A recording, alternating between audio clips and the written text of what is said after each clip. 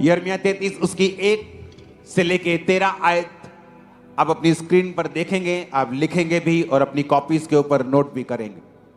उसमें लिखा, जिस समय यिर्मयाह पहरे के आंगन में बंद था, उस समय यहोवा का वचन दूसरी बार उसके पास पहुंचा।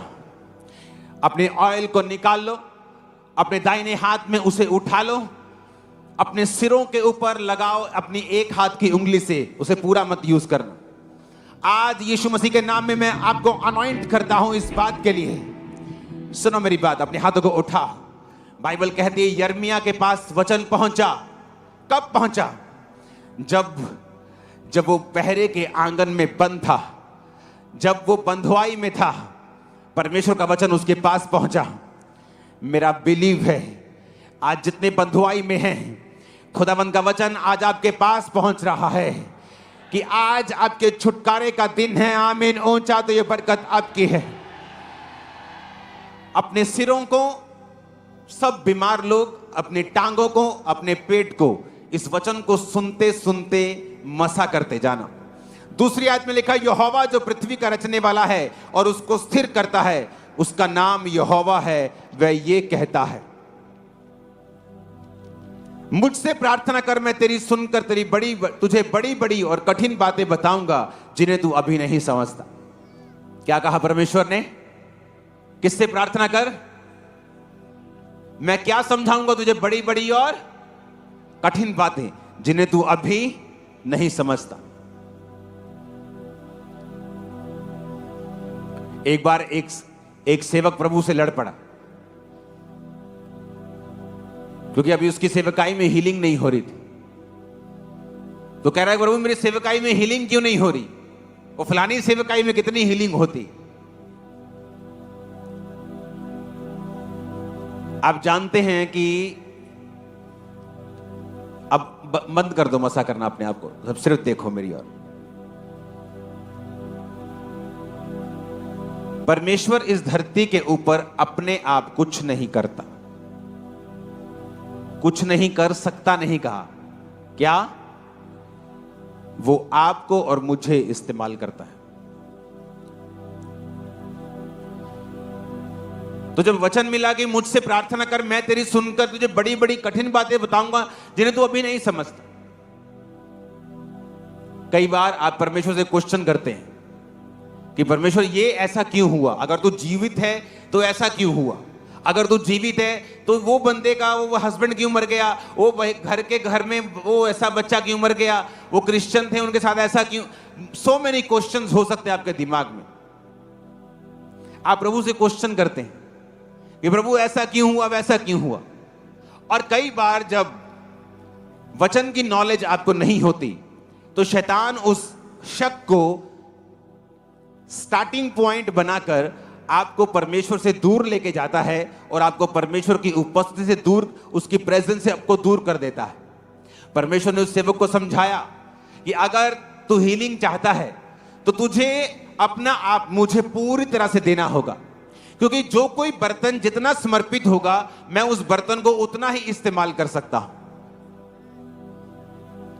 अगर मैं 40% अपना रख लिया और 60% समर्पित कर दिया तो परमेश्वर बोलेगा मैं तेरे 60% को यूज करूं। अगर तू अपना 20% मुझे देगा, मैं तेरे 20% को यूज करूंगा। ऐसे बहुत से सेवक हैं जो फुल टाइम सेवकाई में नहीं जाते, सारा हफ्ता काम करते हैं, सिर्फ संडे प्रीच करते हैं। जितना वो परमेश्वर को देंगे, परमेश्वर उतना उनको इस्तेमाल करता है। तो परमेश्वर ने कहा ये मेरा कसूर नहीं है। अगर तेरी लाइफ से हीलिंग नहीं हो रही, तुझे मुझ में बढ़ना पड़ेगा और तुझे पूरी तरह से समर्पित होना पड़ेगा और तुझे उस तरह से चलना पड़ेगा जिस तरह से हीलिंग फिर होगी, उसे समझ आए। क्योंकि वचन कहता है कि जब आपको शक हो और आपको बातें समझ ना आए तो परमेश्वर ने कहा तो मुझसे प्रार्थना कर, मैं तेरी सुन के तुझे बड़ी बड़ी और कठिन कठिन बातें समझाऊंगा जिन्हें तू अब भी नहीं समझता। हालेलुया। इसका मतलब विश्वासी की लाइफ में ऐसा समय आएगा जब उसके मन में क्वेश्चंस होंगे जिन्हें वो समझ नहीं पाएगा। उसकी जिंदगी की गुंजलें ऐसी होंगी जिसे वो समझ नहीं पाएगा। तो परमेश्वर ने कहा जब तेरी लाइफ में ऐसा समय आए तो बेस्ट दवाई ये है कि तू मुझसे क्या कर, प्रार्थना कर, मैं तेरी सुन के तुझे बड़ी बड़ी और कठिन बातें बताऊंगा जो तू अभी नहीं समझ सकता, लेकिन बाद में मैं तेरे कानों को खोलूंगा। जब शक आता है, जब सवाल आते हैं, चैलेंजिंग सिचुएशंस आती हैं, ऐसी परिस्थितियां आती हैं, आपके पास दो होते हैं चॉइस। या तो आप परमेश्वर से हट जाओ, आप डॉक्टर पे विश्वास करो, लोगों पे विश्वास करो, बाबाओं के पास जाओ, सब कुछ करके देखो, या तो आप परमेश्वर में अड़े रहो और खड़े रहो। आपके पास चॉइस हर एक व्यक्ति के पास आती है। वही निर्भर करेगा आपका चुनाव कि आप परमेश्वर में कितनी दूर तक जाएंगे। परमेश्वर आप पर कितना भरोसा रख सकता है, वो किस लेवल तक आपको बढ़ा सकता है, वही चुनाव आपका निर्धारित करेगा।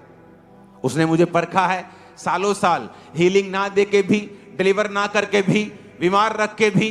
क्या मैं उसमें खड़ा रहता हूं कि नहीं, कि भाग जाता हूं? क्या मेरी चंगाई मेरी परमेश्वर के प्रेम से भी बढ़ के है या नहीं? बाइबल कहती है अब्राहम स्थिर रहने वाले उस ऊपर वाले नगर की, स्वर्गीय यरूशलेम की बाट जोता था। इसलिए जब उसे यह मालूम हो गया था, जब दूतों ने कहा कि तेरी पत्नी के बच्चा होगा अगले साल, कहता छोड़ो जी, इस्माइल तेरी दृष्टि में बना रहे। यानी उसको यह विश्वास हो गया था कि अब मेरे बच्चा नहीं होगा, जो खुदा ने कहा था कि मैं तेरा निज वंश दूंगा और वो तेरे वंश को बढ़ाएगा। इसका मतलब अब्राहम को यह विश्वास हो गया कि अब मेरे बेबी नहीं होगा। तब भी वो परमेश्वर की आराधना नहीं छोड़ी, उसने परमेश्वर की प्रेजेंस नहीं छोड़ी, परमेश्वर की सेवा नहीं छोड़ी। इसलिए परमेश्वर उसको अपना मित्र कहता था। आज मैं गारंटी देता हूं, आज जो वीजे के लिए आया ना, एक वीजा रिजेक्ट, दो वीजा, तीन, जब 4 वीजे रिजेक्ट हो जाएंगे, परमेश्वर पर शक करने लगता हूं, क्योंकि उसका विश्वास उसकी ब्लेसिंग के ऊपर है। और जब शैतान को मालूम हो जाता है कि इसका विश्वास वीजे के ऊपर है, वो उस वीजे को रोक लेता है, क्योंकि उसे यही जरिया के नजर आता है कि अगर मैंने इसका वीजा रोक लिया तो हो सकता है ये परमेश्वर से हट जाए। और जब शैतान को आपने यकीन दिलवा दिया कि आप किसी चीज को प्रभु से भी ज्यादा प्यार करते हैं, वो उस चीज पे अटैक करने लगता है। वो आपकी सेहत हो, आपका परिवार हो, वो आपका फाइनेंस हो, वो कोई भी चीज हो। जिस दिन शैतान को यह मालूम हो गया कि उस चीज से आप ज्यादा प्यार करते हैं, परमेश्वर से कम करते हैं, वो उस चीज को पकड़ लेते हैं। मैंने घरों में देखा है, फैमिली मेंबर से परमेश्वर को भी ज्यादा प्यार, प्रभु से भी ज्यादा प्यार करते हुए, वो नाराज ना हो जाए, परमेश्वर से हट गए, और होते होते वो भी इंसान आपकी लाइफ से दूर चला जाता है। क्योंकि परमेश्वर ने कहा जो कुछ तू मेरे लिए खोएगा मैं तुझे दूंगा, जो कुछ तू मेरे लिए पाएगा मुझे छोड़कर वो तुझसे छीन लिया जाएगा। क्या सिंपल बातें भी हमारी समझ में नहीं आती। क्या कहा उसने? मुझसे क्या कर। तीसरी आयत को पढ़ेंगे, मुझसे क्या कर। क्या तुम प्रेयर करते हो? कितने मिनट? परांठों के ऊपर 2 मिनट प्रेयर करते हैं। हाँ जी, कदों रोटी खाने लगे। उसने कहा मुझसे क्या कर।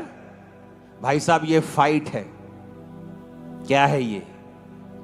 शैतान आपके साथ लड़कर आपकी साल्वेशन, आपकी ब्लेसिंग, जो कुछ प्रभु ने आपके लिए रखा उसको छीनना चाहता है। और वो हर संभव कोशिश करेगा, पाप से लेके, शक से लेके, डर से लेके, हर हथियार वो यूज करेगा आपके खिलाफ। लेकिन परमेश्वर ने भी आपको हथियार दिए। उसने कहा विश्वास की ढाल ले, वचन की तलवार ले, जो वचन है उसे ले, आत्मा की तलवार ले। परमेश्वर ने कहा मुझसे प्रेयर कर, मैं तेरी सुन के बड़ी बड़ी और कठिन बातें बताऊंगा जो तू अभी नहीं समझता। जब आप प्रार्थना में चले जाते हैं कि परमेश्वर ऐसा क्यों, और प्रभु आपको देखता है कि आप बिल्कुल कड़क हैं, आप बिल्कुल हठीले हैं, आत्मा में अच्छे हठीले, कि आप हटने वाले नहीं हैं, आप परमेश्वर में खड़े रहने वाले हैं। अगर आपके कोई संतान ना भी हुई तो भी आप परमेश्वर में बढ़ने वाले हैं, तो परमेश्वर को आपको डिलीवर करना पड़ता है। क्योंकि वो क्या करेगा बच्चा रख के? आपकी आशीष आपको ना देके वो क्या करेगा?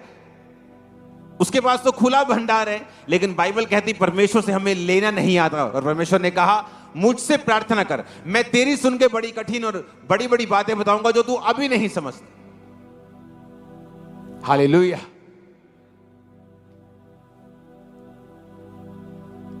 शैतान हर एक चीज को आपके खिलाफ यूज करेगा, आपके मन में शक को डालने के लिए। और आपको वचन से जुड़े रहना है और प्रार्थना में लगे रहना है और फाइट करनी है। जो परमेश्वर ने आपके लिए रखा है वो जनरेशंस के लिए, आपके वंशों के लिए। आमीन ऊंचे वाला चाहिए।